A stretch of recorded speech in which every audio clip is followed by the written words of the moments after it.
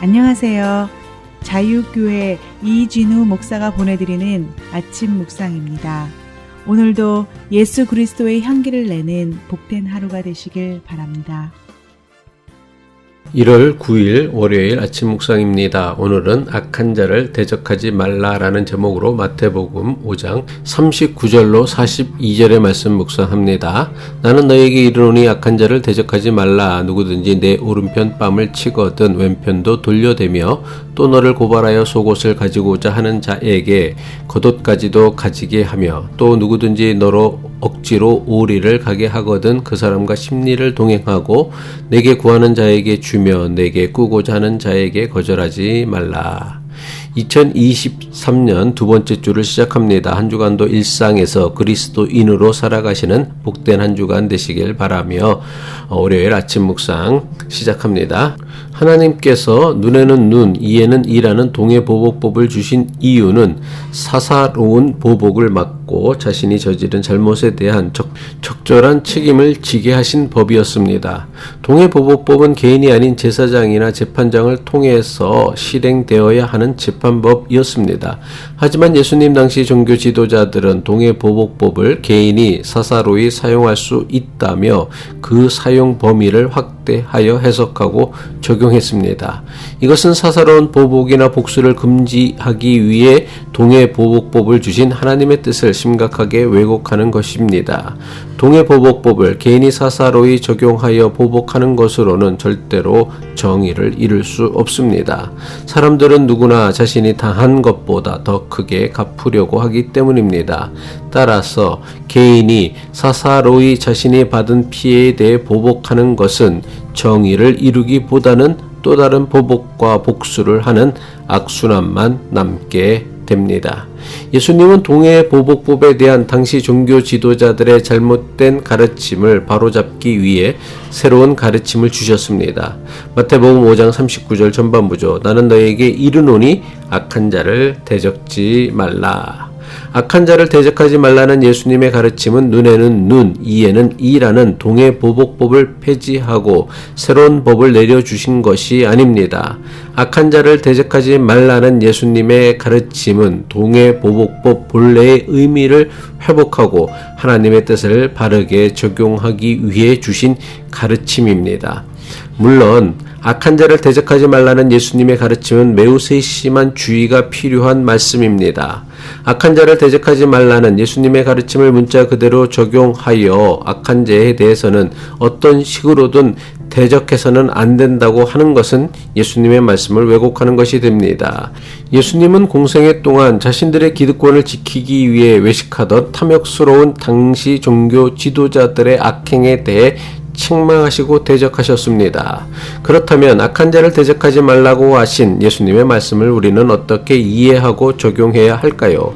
현대어 성경을 보면 악한 자를 대적하지 말라라는 예수님의 말씀을 폭력으로 대항하지 말라고 번역하고 있습니다. 현대어 성경 마태복음 5장 39절 전반부입니다. 그러나 나는 이렇게 말한다. 폭력으로 대항하지 말라. 악한 자에게 대적하지 말라는 예수님의 가르침은 악한 자들을 대적하기 위해 저들과 똑같은 악한 방법을 사용하지 말라는 말씀입니다.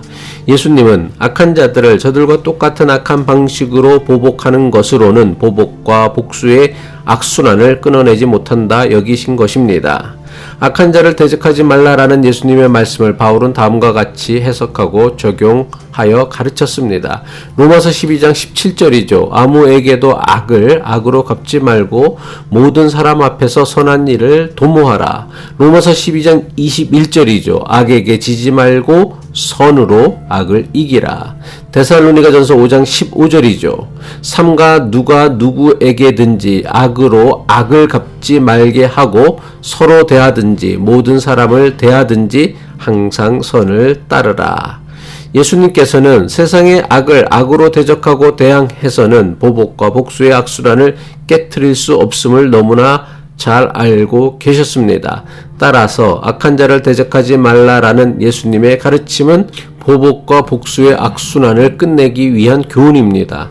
악한 자를 악한 방법으로 대적하지 말라는 예수님의 가르침은 악한 방법을 이기는 유일한 방법이 있다면 그것은 오직 선한 방법이라는 것입니다. 이것이야말로 보복의 악순환, 복수의 악순환을 끊어버리는 유일한 방법이라는 것입니다. 더 나아가 악한 자에게 대적하지 말라라는 예수님의 말씀은 사설에 보복하거나 복수하려 하지 말고 하나님의 최후의 심판에 맡기라는 교훈이기도 합니다. 바울은 이것에 대해서 다음과 같이 설명하고 있습니다. 로마서 12장 19절의 말씀이죠.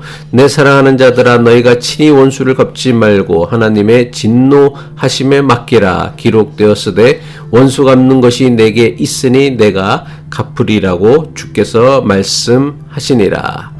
원한을 개인이 사사로운 방법으로 해결하는 것은 더 큰 원한을 부르는 악순환을 낳을 뿐입니다.